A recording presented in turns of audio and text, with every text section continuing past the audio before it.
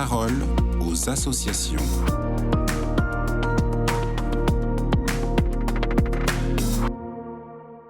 Dans la parole aux associations d'aujourd'hui, nous recevons Francisque Debantel, responsable de l'animation et de la communication aux œuvres pontificales missionnaires.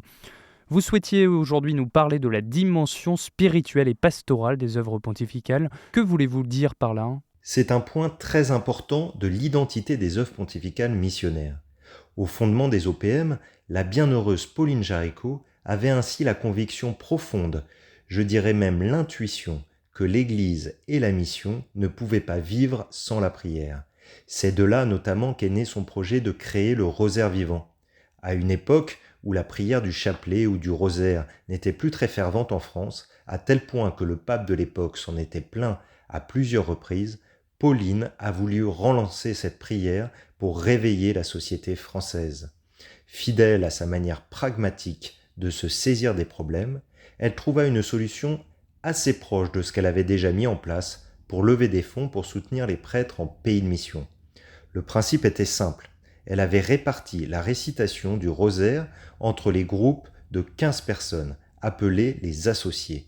Chaque personne s'engageait à réciter une dizaine de chapelets quotidiennement, en méditant un des mystères de la vie de notre Seigneur. Pauline disait elle-même « Mettez 15 charbons, un seul bien allumé, 3 ou 4 le sont à moitié, et les autres pas du tout. Rapprochez-les, c'est un brasier ardent. » Voilà l'élan, le soutien, l'esprit d'équipe, la communion dont les fidèles avaient besoin pour se lancer dans l'aventure. À sa mort, plus d'1 million de personnes priaient le rosaire vivant dans le monde entier.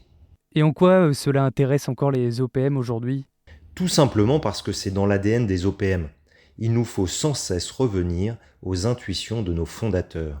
C'est aussi le pape François qui nous interpelle régulièrement sur le charisme des OPM, qui selon la constitution apostolique Praedicate Evangelium consiste à être des instruments pour la promotion de la responsabilité missionnaire de chaque baptisé et pour le soutien des nouvelles églises particulières. Il insiste notamment sur le fait que nous ne sommes pas une simple agence de distribution de fonds pour ceux qui ont besoin d'aide, mais une réalité appelée à soutenir la mission évangélisatrice dans l'Église universelle et dans les églises locales et à nourrir l'esprit missionnaire dans le peuple de Dieu. Un sacré programme. Le soutien de la mission évangélisatrice de l'Église et la promotion de l'esprit missionnaire du peuple de Dieu passera par les efforts d'animation que les OPM accepteront de porter et par les défis qui seront relevés en matière d'animation pastorale et spirituelle. En quoi les OPM portent concrètement une animation pastorale et spirituelle ? Très concrètement, il s'agit des multiples animations proposées autour du temps fort de la Semaine missionnaire mondiale en octobre de chaque année ou de manière ponctuelle pour telle ou telle occasion. Mais il s'agit aussi de propositions spirituelles tout au long de l'année, pour l'Avent, pour la fête de Pauline Jaricot ou encore pour le Carême. Depuis février, nous avons également lancé le podcast du Rosaire Vivant dans le coin de prière des OPM sur le site hosanna.org. Ainsi, tous les lundis, un audio est adressé aux abonnés pour aider le plus grand nombre à prier sa dizaine quotidienne. Enfin, les OPM ont la chance de pouvoir s'appuyer sur le réseau des délégués diocésains de la mission universelle, ceux-là même qui ont la charge de promouvoir et d'animer la mission universelle dans les diocèses. J'en reviens au Saint-Père, qui partage avec nous son rêve le plus grand, celui d'une coopération missionnaire toujours plus étroite et coordonnée entre tous les membres de l'Église.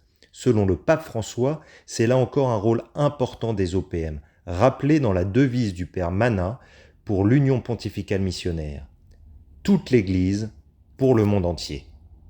Merci beaucoup Francisque Debantel, je le rappelle, vous êtes responsable de l'animation et de la communication aux œuvres pontificales missionnaires. Et pour tout savoir sur les OPM, je vous invite à vous rendre sur le site opm-france.org. Très belle journée à vous.